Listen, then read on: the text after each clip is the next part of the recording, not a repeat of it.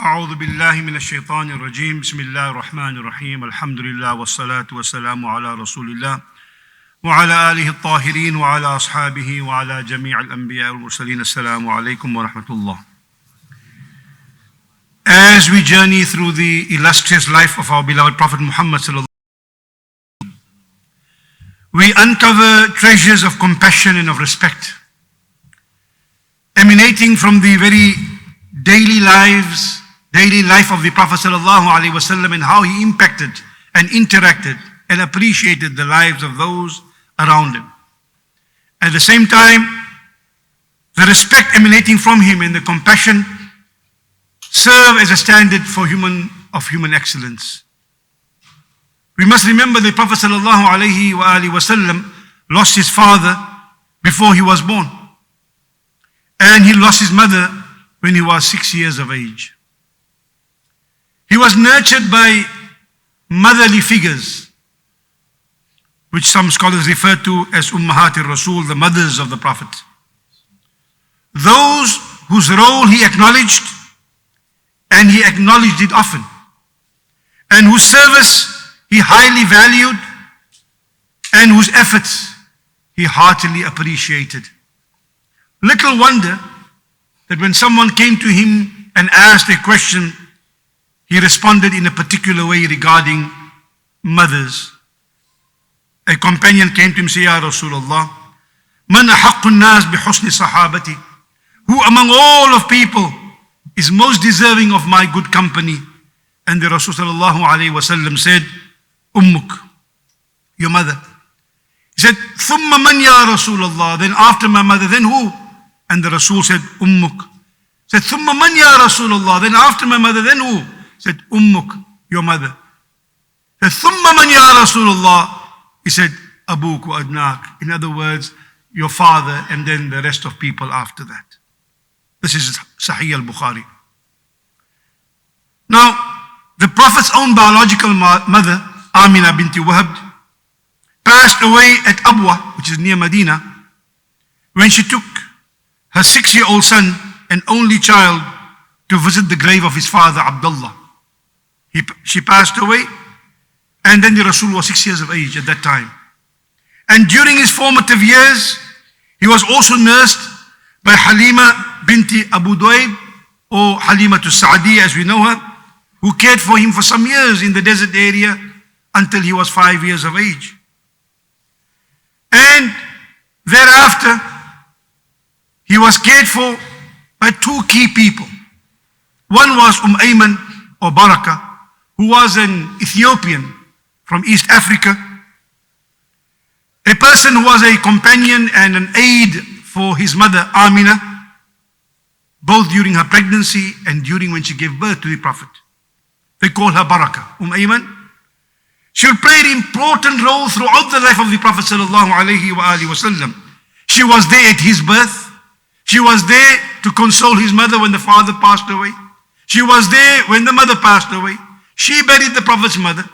When the Prophet's mother passed away, she took him on 8 days from the place where the grave was of Sayyidah Amina to his grandfather. She was there when Khadija gave birth to Fatima. She was there when Fatima gave birth to Hassan and Hussein. She was there when the Prophet passed away. And she was there when Sayyidah Fatima passed away. The only person that we know of who was there with the Prophet from birth to death. Throughout his entire life, she witnessed his birth.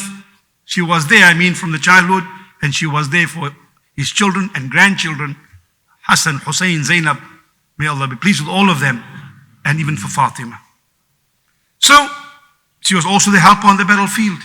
And that is why this lifelong companion, whenever the Prophet ﷺ later on saw her, of course she outlived him, he would tell people and point at her and say, Hiya ummi ba'da ummi. That's my mother after my mother.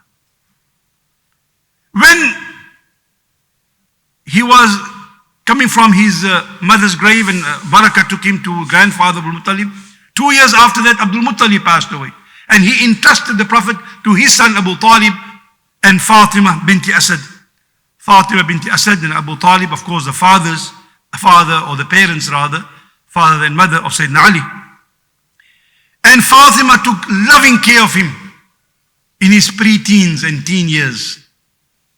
In fact, he named his daughter Fatima after this Fatima. And when we look at the Prophet's appreciation of these personalities, of course, there was also Thuwayba and so on, but these were the key people. Halimatu Sa'adiyah, Amina binti Wahab, and of course, Ayman Baraka. When she passed away, Fatima binti Asad, the mother of Sayyidina Ali, he was there to bury her, and he said at the head of the grave, and he said the following words. And this captures the Prophet's gratitude, his admiration, his reverence for these people, for these mothers who cared for him. He said, Rahimakallah, Rahimakillah ya ummi. May Allah have mercy on you, O my mother. This is saying to Fatima binti Asad when she died.